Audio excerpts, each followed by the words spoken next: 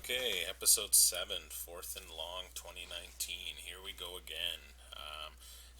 Thursday Night Football is just underway between the Vikings and the Redskins, so I'm sure you're watching that as opposed to, well, you don't even know this is being recorded because it's not live. But anyway, Randy, we got a pretty good episode coming up. How you been since the last time we spoke? Oh, been pretty good. I've noticed not as much hating on the Cowboys on the Facebook page since they went ahead and took the division lead going into the bye. So that's good news for me. Yeah, you're right. There was a lot of that, and you're a good sport. And recently, I've moved on to making fun of the Bears. So but it's all good. Love the activity on that Facebook page. Can't stress enough how much I appreciate what you guys do. So Exactly. let's just get right into it, Randy. I'll let you kick this episode off with whatever category you want to start us off with. Well, why don't we just start with the normal routine here? I'll start with my fantasy highlight, and I'm gonna go with. Of course, you guys know I like the defense. I'm gonna go with the Patriots defense for Devil Raiders as Mm-hmm. my fantasy highlight. I know I talked to them before about a surprise, but they've been so good, it's not much of a surprise, and this is the highlight for a couple reasons. So we'll start with the stat line. Obviously, everyone saw they shut out the Jets. Four interceptions, two fumble recoveries is like, man, they made Sam Darnold look like, well, what did they catch him on the bench saying he's seen ghosts out Ghosts there? out there, yeah. That really says it all for a defense. I mean, that's just dominating a division rival, and everybody got embarrassed. And remember, this was the Jets team that beat the Cowboys the week before, and everyone thought the Jets were something. And now, boy, like you watch the pundits, like Stephen A. Shannon Sharp, those kind of guys. Oh man, they were saying some pretty ugly stuff about the Jets after that game. The Patriots made them look like fools. But the main reason why I have them as a fantasy highlight is because of the particular fantasy situation in this matchup. We all know that Kelly performed a trade there and right towards the end of the week and didn't get his lineup set. He had only five effective starters if you count Matt Ryan getting hurt after scoring 1 point and Gordon was put on IR. So, but he still managed to win. Like he had no business winning this game with only half a lineup. But the Patriots defense was a big part of this with the 25 fantasy points out of a defense at a time when you only have half your starters in. Like that, obviously the other starters all got double digits and all did their part, but this Patriots defense did it all for them, and it's just like that defense is completely healthy basically now. Bill Belichick has got himself, like I said, a good defense, a healthy defense, and a very possession heavy offense. Where Sony Michel's getting lots of yards, eating up the clock, and Tom Brady doesn't even have to air the ball out. He just has to get first downs on like 3rd and 3, stuff like that, and that sort of stuff adds up to a really tough defense to play against, and that's why they're my fantasy highlight. Yeah, no, they've been something else. I think just a quick tidbit I looked up here while you were chatting. In our league and in our scoring and all that, because every league's different, the Patriots overall in all fantasy points scored have the eighth most fantasy points. Mm-hmm. Their defense is ahead of their quarterback. Yeah. That's amazing. It's pretty impressive of what they're doing. That's for sure. So, yeah, if you're Kelly, you gotta love that. When your defense is taking care of almost two roster spots a night.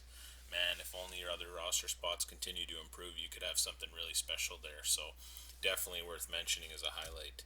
Um, for Yeah. me, for me, I'm going to the opposite side of the football for a quarterback who I recently acquired, and I'm very proud to finally have a fucking good thing to say about my team, is Aaron Rodgers. 53 fantasy points, 429 yards through the air, 5 touchdowns, and of course he had the one rush touchdown. Unreal night at home, of course. Completed 25 of 31 passes, and that's all without Devontae Adams still. The performance was fourth most passing yards of his career, and that's the fifth time he's had a 5 touchdown game. So obviously, we all know what Rodgers is capable of. and he proved it again. And he has the most fantasy points of the week, 16 more points than Cousins. And obviously, for me, I mean, Cousins is playing good too, but I really needed this trade and for Aaron Rodgers to come back, where he hasn't had the best year leading up to the last couple weeks. It was really good to have him at that particular moment. However, just even though he's my highlight player of the week, just I always like to look forward here. Unfortunately, he does not have a matchup for the rest of the season where he's going up against a defense inside the top 10 of allowing the most QB points. So he's got some work cut out for him. But definitely, just if you look at it week by week basis, 53 points. I tried to look in our league record book to see the most a single player received in a single week. I couldn't track that stat down, but 53 points I know is pretty high up there. It definitely is. Yeah, that was one where obviously I could have picked that one just because I picked my fantasy highlight before, but like you said, you haven't had much to talk about with your team. That's good. You haven't much good to talk about your Giants, so I figured, hey, why don't I give my buddy Brian something good to talk about for his own team? Well, I appreciate that because it hasn't been the year, but when you have something like that happen, it makes you feel pretty good. And I know Jake was chirping me before the Packer game saying, hey, it's pretty close. And then afterwards, I think he got back in from camp and said 53 points. Am I reading that correctly? So, yeah, like, again, I remember when Breeze would put up, I think, 40 points, and you're like, holy crap. But to get over that 50 plateau, that's pretty special. But anyways, when there's a good, there's a bad. I'll just keep rolling, and then I'll let you kind of jump in here. My fantasy bust is Evan Ingram for Old Dirty Bastards, who I ended up getting the win from last week. Point 0.6 points, 5 targets, 1 reception for only 6 yards. I don't like to give bust players who are injured at all during the game. I think that's kind of unfair. This guy was healthy, so really no excuse, especially when you're going up against Arizona, who's allowed the most fantasy points to the tight end position. The second lowest receiving yards in his career. He's had 3 years in the league now. And it's pretty tough. I mean, you have to play him, and you think Ingram is inside the top 10 for tight ends, most likely. But he's got a good one, Andrews from Baltimore, but Baltimore was on the bye. So, unreal that Ingram really wasn't utilized in that game plan. And if anybody watched the game, it doesn't help when your quarterback doesn't really look good either. He's injury prone. Obviously, we know he's got history with concussions. But an interesting stat, since week 17 last year, Ingram has gained 294 yards after the catch, which is the most among NFL tight ends. And yeah, Evan Ingram is my bust player of the week. Just a quick side note here. I was trying to figure out how I could put Corey's ego in here for GM bust of the week when you chirp a guy who's got 2 open roster spots only to find out you lose to a guy with one by 1 point. So I tried to figure out how I could put Corey in here. So Corey, if you're listening, I tried to fit you in here, but Evan Ingram beat you out. Yeah. I kind of looked at that matchup as well and kind of thought, well, where can I get on this one? But yeah, but even just like like you said, Ingram is pretty good with the yak yards, and that should raise your expectations somewhat. Especially, we've said it about a million times. The tight end position is not what it used to be. So anytime you think you got a good tight end, he should be doing well for you. And that will segue perfectly into my fantasy bust, who is also a tight end, Travis Kelce, the obviously the big Chiefs tight end in for the Connor roll, Dylan's team. Only 44 yards, which for an average tight end in this league, not that bad. But like, come on, this is Travis Kelce. This is supposed to be a guy who is supposed to be the best tight end in the league on the best offense in the league. Now I know Mahomes got hurt, and that in that game, of course, everybody's heard of that, and and you think, okay, yeah, that might take some of it off, but with the tight end, you would figure that a backup quarterback would use a safety valve a little bit more, especially if you have a Pro Bowl tight end like Kelce on your team. That's just something you would expect, that a tight end wouldn't lose that much volume if the starter goes down because the backup doesn't want to throw deep, too often get picked off and like that, and doesn't want to do anything too complicated. So when it's time for a first down, just a short little out or a little button hook or something to your tight end gets you a first down. You figured you'd get a lot of that, but that's not the case. And I know Denver's a good defense, but this Mahomes and Matt Moore combination still put up 30 points on them. So you think if they're playing well enough against this good defense, Kelsey would have to get something about that. Um, After this week, this low week, his average went down to 77 yards a game, which is still supposed to be really, really good. Like I think we've talked about him in the past about how he's somewhere like in the top 10 receiving for the entire league. So 44 yards is a pretty down week for him. So that's why I got Kelsey in as the bust.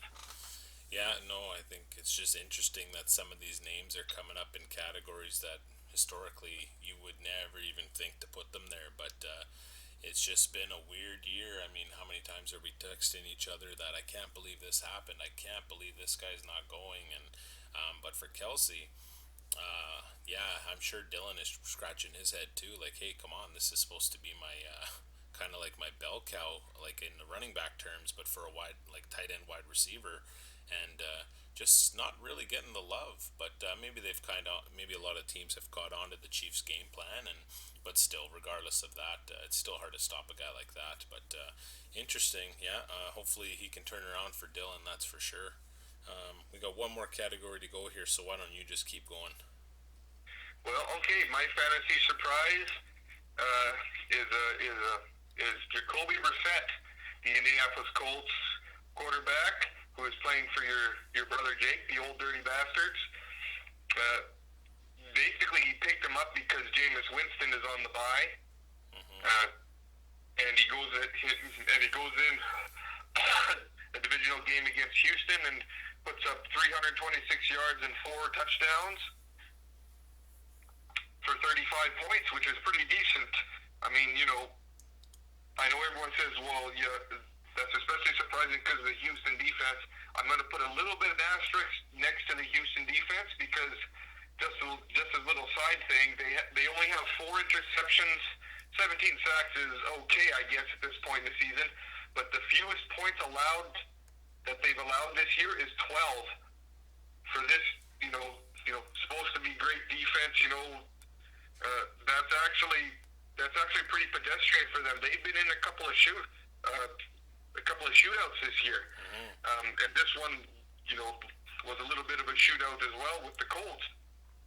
So that may take away some of the surprise, but I mean, come on, it's still Jacoby Brissett, so that's still a surprise when he goes off. Oh yeah, for sure. And I know when I looked at the stat line too, I was like, "What?" Like, I didn't anticipate that at all. I mean, the downside is for Jake is that I think Hilton got one touchdown, so it kind of helps me out. But no, I think when you're trying to decide who you should pick up and whatever, I mean, Brissett obviously a good pick because I think that waiver wire is getting pretty thin for quarterbacks. So definitely excelled at the right time. Just unfortunately couldn't get Jake the win.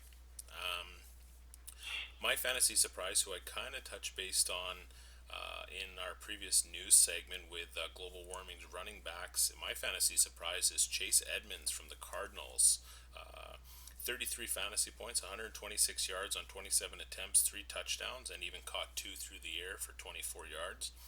An interesting note here: he scored all 3 of his touchdowns from 20 yards or more from the end zone. So I don't know what's more impressive, that or how bad that Giants rush defense is that you're letting a guy basically get 3 touchdowns and 60 yards on top of that. DJ potentially injured. Well, he was injured, but he did start the game. So again, due to kind of sitting, and I don't know the extent of his injury, but for a guy like Chase Edmonds to kind of be waiting in the wings to get in at the right time, and of course it's a pretty decent matchup that he was able to get some points. Basically 6 times his projection because he was only projected for 5 points. I think because of the DJ starting factor, and yeah, he was on Ryan's bench, so Ryan didn't get any benefit from this. But wouldn't have mattered. Ryan had a pretty decent lead for the matchup, secured the W. But a little note here: maybe Ryan's found somebody to replace David Montgomery. So I don't know how Arizona's going to use him, because it looks like DJ's not going to play this week potentially, and a lot of experts are liking this Edmonds kid. So good on Ryan for kind of stashing that away.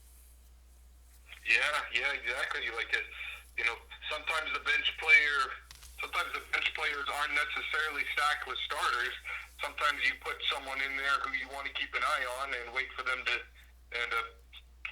either take over a starting job, or maybe an injury comes along, and yeah, that was a definite surprise to see that he did so well coming in off the bench like that. So that's definitely a good pick for the surprise. Well, that's kind of the typical front half of the podcast here. I think this is our last team segment, because as much as I would love to talk about my team, and I'm sure you'd love to talk about your team, I don't think we really need to. And this kind of should finish them off. I think we've talked about every other team, I believe. I could be wrong. In our division, yes, I believe so. Yeah. I went through all my old notes just to kind of see who I've already talked about, and there's only one left. So if you're out there listening, Randy, who's your last team in the AFC? Okay, I'm super serial about this. It's Man Bear Pig.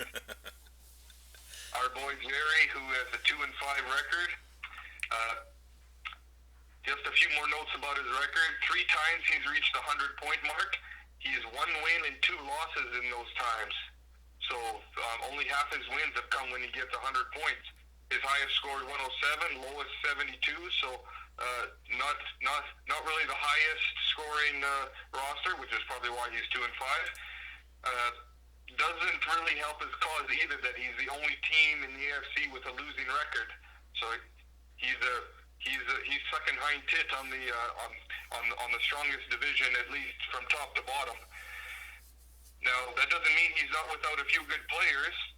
Obviously, Greg the Legs Zerline is a long field goal specialist. He is his second highest fantasy getter behind his quarterback. Of course, I'm going to talk about him a little farther down the list. The Buffalo Bills defense are pretty good for a defense. Obviously, not quite Patriots level, but they're pretty solid. They got some juicy matchups there against the Jets and the Dolphins, obviously, as well. So there's some pretty good potential there with that defense. Obviously, his wide receiver core is actually pretty good. Tyler Lockett is his best skilled player. Pretty solid. Not a ton of touchdowns, only 4 touchdowns on the year, but not too bad. And a bit of surprise, Terry McLaurin, as wide receiver, actually has more touchdowns. He's got 5 touchdowns on the year, and he's playing quite well for him too. He's a rookie. He's got quite a few average players on this team. Players like his double tight end set, George Kittle, Zach Ertz, which I'm sure Jerry's got a ton of trade requests for one of these tight ends, because tight ends are in such short supply. But each of those guys only has 1 touchdown each, as much as they're a big name and they have and they get decent yards some games, but the touchdowns just aren't there. The same thing with Frank Gore. He's still chugging along, playing well in Buffalo, but he only has 2 touchdowns. Julian Edelman, who's usually a pretty solid choice on a good Patriots team, he only has 2 touchdowns. So that kind of brings the fantasy potential down a bit. And I guess the big bust to talk about is Jared Goff. I've talked about him a couple of times. 9 touchdowns, 7 interceptions, 12 sacks. His total fantasy points is 126. And just to put that into perspective, Gardner Minshew has 129. Oh, wow. And nobody is considering Minshew as much as, he's playing well. He's not really considered, a big fantasy option. He's not lighting up the league, and I know he's my starter now, and I'd like to bump it up. But, on the one hand, Minshew is like a nobody who came out of nowhere, and Jared Goff is is this great quarterback coming off a Super Bowl appearance. So that's a big bust for him. Unless Goff starts lining up like last year, I don't think Jerry has a chance to make the playoffs. Partly because the rest of the roster the rest of the roster is not that great, and because the division is so terrible, so terribly good. Well, yeah, no, it's he's definitely got his work cut out for him. Just looking at his current setup here, I think he brought up some really good points about he's got some names that really last year should not allow him to be 2-5 in theory. Like you said, the matchups with both those tight ends, that's ridiculous, their numbers. They should at least be probably in the 80-point range by now, normally, of where they would have been. Julian Edelman, had he caught one, you would have lost last week. I was texting you. Mm-hmm. Edelman just could not get it done. They went through the ground. Scandling, not really as involved as what he was last year. And you bring up a good point about Goff. Like I didn't know the Gardner Minshew stat, but that's pretty interesting because the Rams have just not looked good. Yeah, I think it's just interesting. I mean, you got Latavius Murray in there as well. He's got 3 touchdowns, but he had 2 last week. So prior to that, he really hasn't done anything. So it's interesting to see how this roster pans out at the end of the season here. But maybe it'll give Jerry a second chance or another way to look at it in the offseason to say maybe the quarterback kicker keeper combo isn't the best way to go about business. But he's done crazier things, and their seasons we still got a little bit of football to play, so we'll see where this shakes out for him. For me, in the NFC, the last team that is to be talked about is the Bears, GM by Corey. Currently 3-4. He's ninth overall. He's averaging 92 points a week. He's 3-2 in our division. The best week was week 3. He scored 121 points. But unfortunately for him, his worst week is week 4. He scored 56 points. The rest of the season, he only plays 2 GMs lower seeded than himself. That's myself and Jake. I'm playing him this week, obviously. He's projected to finish 5-8 based on the remaining games. Now, obviously, we all know, and I've said it last time when I say these stats, that there could be bye weeks in there, blah, blah, blah. But that's the potential based on just point value. Some of the highlights for Corey, obviously his quarterback, Tom Brady, 153 points. That's 7th best among active quarterbacks. Only 3 games this year under projections, but he's usually a solid quarterback at around probably 22 to 24 points. And you know that he can basically go off any second. I mean, his number one guy is Alvin Kamara, in my opinion, just based on the positional value. He's currently questionable, but obviously he's an unreal player. But interesting, he's the 15th best running back this year, 77 points. Sadly, however, only 2 touchdowns, and only one of them is on the ground. But he's going to get Drew Brees back in a little bit here, and I think those two have a better connection than what him and Bridgewater are getting as well.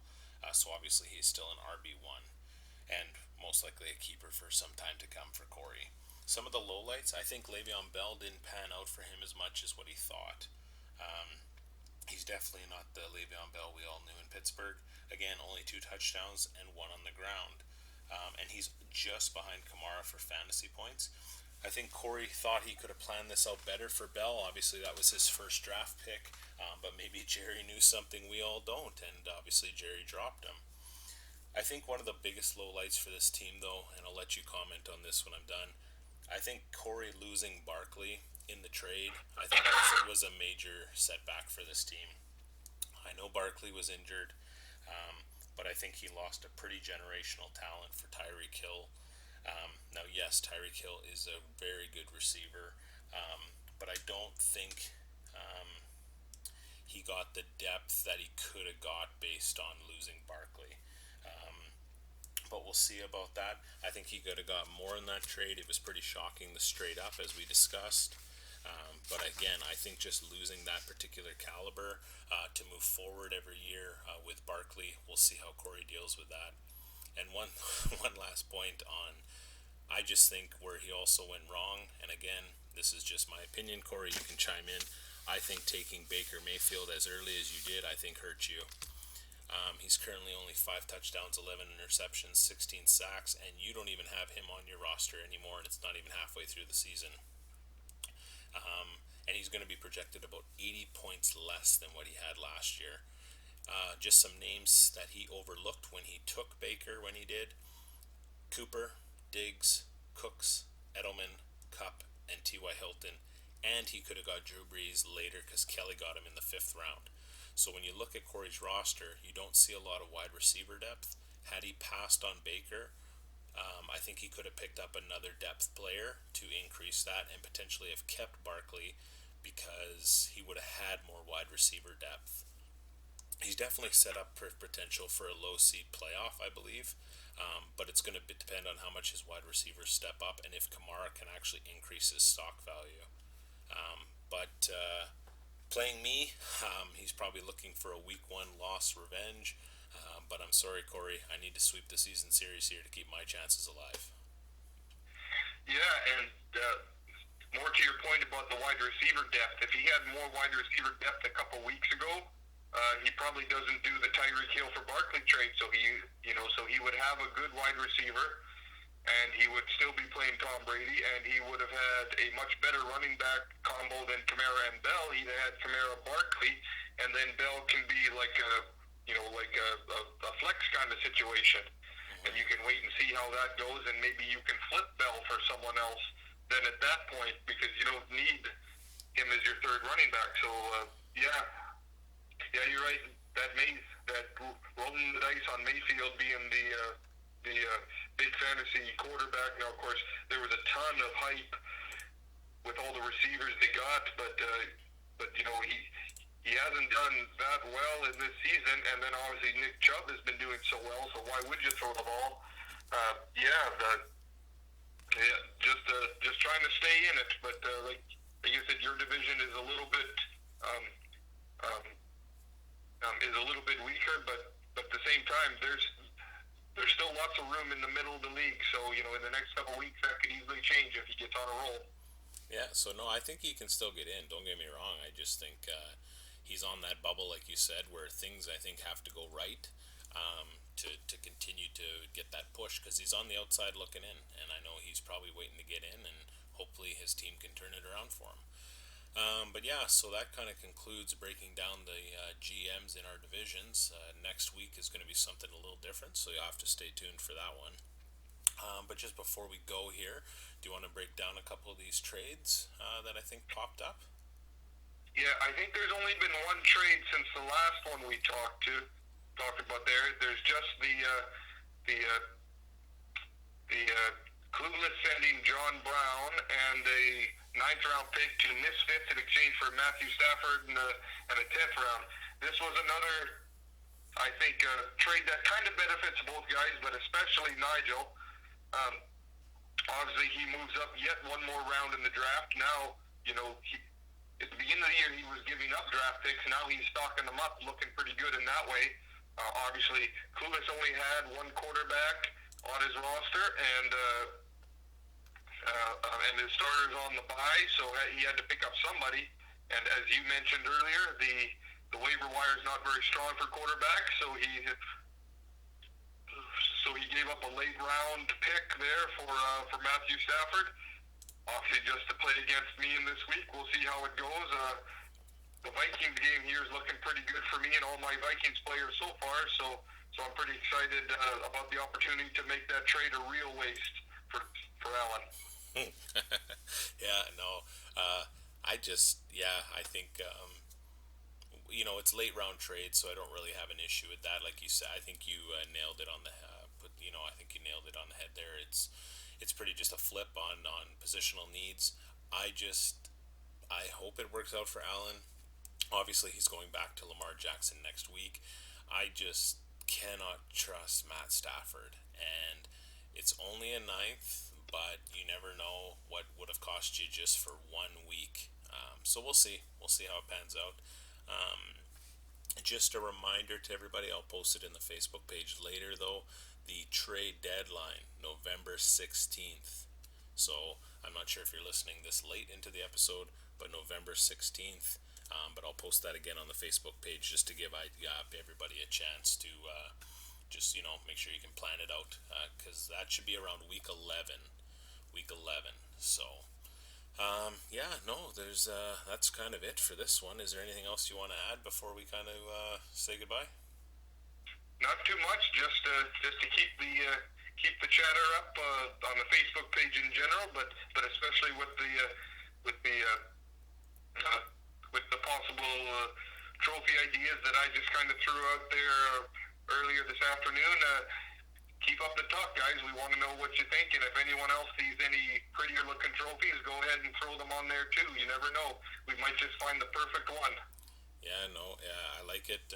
Again, please comment, and we'll try to get that done. Obviously, for this year's champion, you'll be the first to have the trophy for fourth and long. So, interesting. Just side note, as I look at our main Yahoo page, we're into the eighth week, and nobody has a win streak greater than 2 games. So there's a lot of back and forth in this league this year. I like to watch it here. But we'll see what shakes down this week. And best of luck to everybody in their matchups. We'll talk to you guys next week. Take care. Have a good week, guys.